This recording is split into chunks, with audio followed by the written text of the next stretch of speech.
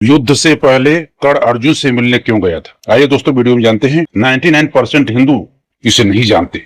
महाभारत का युद्ध शुरू होने में बस कुछ ही पल बाकी थे। दोनों सेनाएं आमने सामने खड़ी थी। तभी एक ऐसी घटना हुई जिसके बारे में बहुत कम लोग जानते। महारथी कर्ण अपने सबसे बड़े शत्रु अर्जुन से मिलने पहुंचा। लेकिन सवाल यह है, आखिर क्यों? क्या कर्ण युद्ध रोकना चाहता था? क्या वह अर्जुन को कोई ऐसा रहस्य बताने आया था जो पूरी महाभारत बदल सकता था? या फिर इस मुलाकात के पीछे छिपा था एक ऐसा सच जिसे इतिहास ने हमेशा छिपा कर रखा? आइए जानते हैं इस रहस्यमय मुलाकात की पूरी कहानी। पांडव शिविर में अर्जुन अपने गांडीव के सामने बैठा था। उसके मन में एक ही नाम बार बार आ रहा था, अंगराज कर्ण। वह जानता था कि यदि युद्ध में कोई उसे रोक सकता है तो वह है अंगराज कर्ण। तभी अर्जुन के शिविर में सहदेव आया। उसने अर्जुन से पूछा, आप अभी तक सोए नहीं भ्राताश्री? अर्जुन ने उत्तर दिया, हमारे सबसे बड़े शत्रु कर्ण के साथ युद्ध है, इसलिए मैं उसके लिए सर्वोत्तम बाण चुन रहा हूँ। इस पर सहदेव ने कहा, वो सूत पुत्र है, आपका क्या बिगाड़ लेगा भ्राताश्री?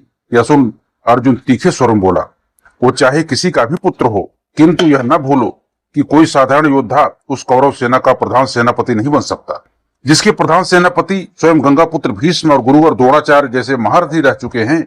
उस दुर्योधन ने अश्वत्थामा को तो प्रधान सेनापति नियुक्त नहीं किया, मध्य नरेश को तो प्रधान सेनापति नहीं बनाया, कृपाचार्य को भी यह दायित्व नहीं सौंपा, और उन जैसे योद्धाओं ने जिनके ध्वज तले युद्ध करना स्वीकार कर लिया हो, वो कोई साधारण योद्धा हो ही नहीं सकता। वो अर्जुन द्रोण और पितामह का गुरु भाई है, और उसके हाथ परशुराम जी का विजय धनुष भी है, जो स्वयं उन्हें महादेव ने दिया था। हे सहदेव, पितामह से भयभीत नहीं था मैं, गुरुवर द्रोण से भी भयभीत नहीं था, किंतु सहदेव मैं अंगराज कर्ण से भयभीत हूँ, और इसीलिए मैं उसके लिए सर्वोत्तम बाण चुन रहा हूँ।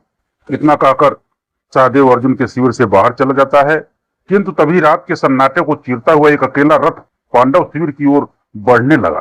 पहरेदारों ने धनुष तान लिए, लेकिन जैसे ही रथ से उतरने वाले योद्धा का चेहरा दिखाई दिया, सभी स्तब्ध रह गए। वह योद्धा था अंगराज कर्ण।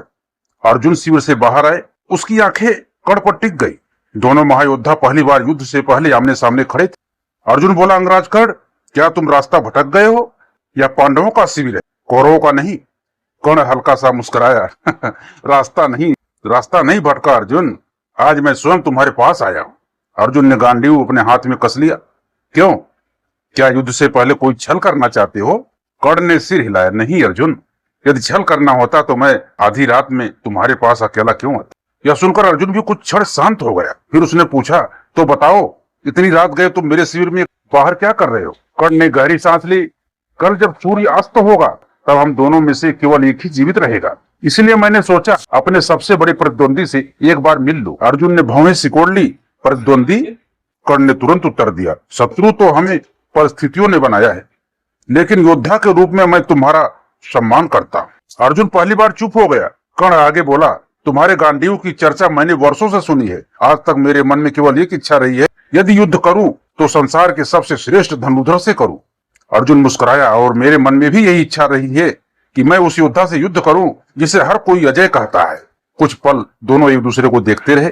फिर अर्जुन ने अचानक एक प्रश्न पूछा, कर्ण, यदि तुम्हें पता है कि दुर्योधन अधर्म के मार्ग पर चल रहा है, तो फिर तुम उसका साथ क्यों दे रहे हो? यह प्रश्न सुनते ही कर्ण की मुस्कान गायब हो गई। उसने धीरे से कहा, अर्जुन, संसार ने मुझे हमेशा सूत पुत्र कहकर अपमानित किया। गुरु द्रोण ने मुझे अस्वीकार कर दिया। द्रौपदी ने स्वयंवर में मेरा अपमान किया। उस समय मेरा कोई साथ खड़ा नहीं था, लेकिन एक व्यक्ति था जिसने मेरे भीतर छिपे योद्धा को पहचाना। उसने मुझे सम्मान दिया, उसने मुझे अंग देश का राजा बनाया। वह था दुर्योधन। अर्जुन शांत होकर उसकी बातें सुनता रहा।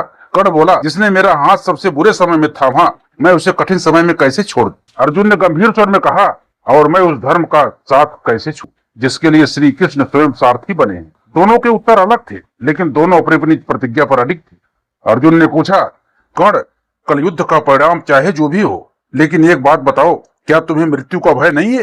कर्ण हल्की मुस्कान के साथ बोला, अर्जुन, मृत्यु से वही डरता है जिसने जीवन को अधूरा लिया हो।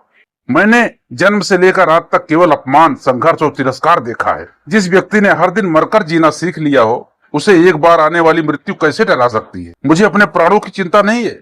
चिंता केवल इस बात की है कि मेरा कथन कहीं अधूरा न रह जाए। मैंने दुर्योधन का साथ निभाने का प्रण लिया है, और कर्ण अपने वचन से कभी पीछे नहीं हट सकता।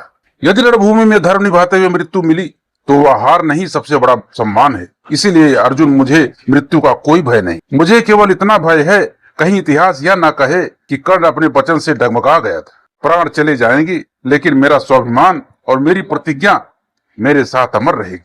यह सुन अर्जुन ने कर्ण से प्रश्न किया, कर्ण तुम बार बार धर्म, वचन और मर्यादा की बात करते हो, लेकिन एक प्रश्न आज भी मेरे मन में है।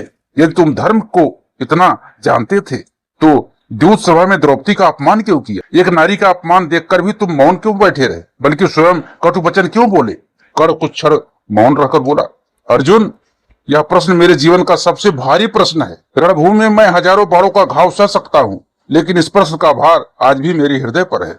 उस दिन मैं योद्धा नहीं था, मैं अपने अपमान, अपने क्रोध और अपने अहंकार का दास बन गया था। द्रौपदी ने स्वयंवर में मुझे अस्वीकार करते हुए मेरा अपमान किया, तब दूत सभा में मैंने उसे असहाय देखा तो मेरे भीतर का विवेक नहीं बल्कि बदले की अग्नि बोल उठी। मैंने जो शब्द कहे वे किसी वीर योद्धा के शब्द नहीं थे, वे एक घायल मनुष्य के शब्द थे जिसने अपने क्रोध को धर्म से बड़ा मान लिया था।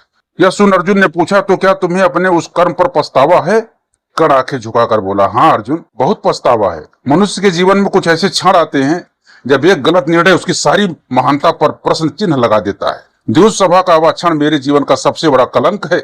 मैंने अनेक दान दिए, अनगिनत लोगों की सहायता की, मित्रता निभाई, वचन निभाया, लेकिन द्रौपदी के अपमान में वो बोले गए शब्द आज भी उन सभी पुण्यों पर भारी पड़ते हैं। अर्जुन ने गांडी उठाया और कहा, तो फिर कल युद्ध भूमि में हम दोनों बिना किसी दया के लड़ेंगे। कर्ण मुस्कुराया, यही तो मैं चाहता हूँ। यदि मैं हारूं तो संसार कहे कि कर्ण अर्जुन जैसे महान योद्धा से पराजित हुआ, और यदि मैं जीतूं तो लोग जाने कि मैंने संसार के सर्वश्रेष्ठ धनुर्धर को हराया। दोनों ने एक दूसरे की आंखों में देखा, ना कोई घृणा ना कोई क्रोध, केवल महान योद्धाओं का मौन सम्मान। कर्ण अपने रथ पर बैठा, रथ धीरे धीरे अंधेरे में गायब हो गया। अब समझ आया, कर्ण क्यों लोग तुम्हें केवल महान धनुर्धर ही नहीं बल्कि महान इंसान भी कहते। अर्जुन बहुत देर तक उसी दिशा में देखता रहा। उसे ऐसा लग रहा था कि यह केवल एक मुलाकात नहीं थी, यह इतिहास की सबसे महान टक्कर से पहले दो महायोद्धाओं का अंतिम मौन संवाद। तो दोस्तों, आज की जानकारी आपको कैसी लगी? यदि वीडियो हमारा अच्छा लगा दोस्तों तो वीडियो को लाइक, कमेंट और शेयर जरूर करें। जो धर्म ध्वजा लेकर हम निकल पड़े यह सब जन जन तक पहुंचे और हमारा धर्म आगे बढ़े और सबको ये जानकारी जो लुप्त प्राय है पता चले। तो दोस्तों, मिलते हैं अगले वीडियो में कि हमारा महाभारत, गीता, भागवत, रामायण का ज्ञान आगे बढ़े और लोग तक पहुंचे। तो आप हाइप का बटन दबाएं। तो दोस्तों, मिलते हैं अगले वीडियो में। जय श्री कृष्ण।